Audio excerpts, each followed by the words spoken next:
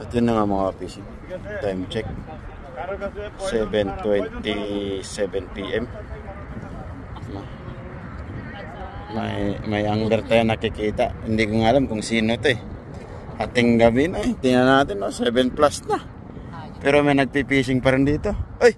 Ay! Dito pala yung idol natin, no? Adon. Basta may mga asin yung kamay ko. Kumusta? Ayos lang ba? Ha? Ayos lang ba? Akala ko ba bawal fishing dito sa Cornish? Sino sabi sa'yo? Sa mga marites? Ay, nakausap ko na yung... Nakausap mo na? Oh, grabe, lakas mo talaga, Brad. Especially dito si Adi.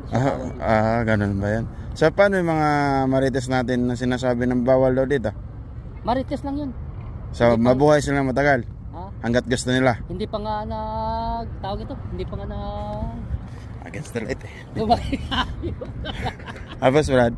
Ha? Ano? Habang mabuhay sila hanggang gusto nila? Hanggang gusto nila. At magmarites sila habang buhay? Magmarites sila habang buhay. Kung gusto nila? Kung gusto nila. Hanggat gusto nila. Hanggat gusto nila? Oh. Amazing. So, anong may papayo mo sa mga subscribers natin, followers natin ito sa Qatar? Eh, mag-fishing sila hanggat gusto nila. Kaya ano doon? Ganun ba yan, Brad? Fish at your own risk lang. Oo, gano'n. Yun ang ano. Fish your own risk nga daw eh. Ano? Makapasyal ka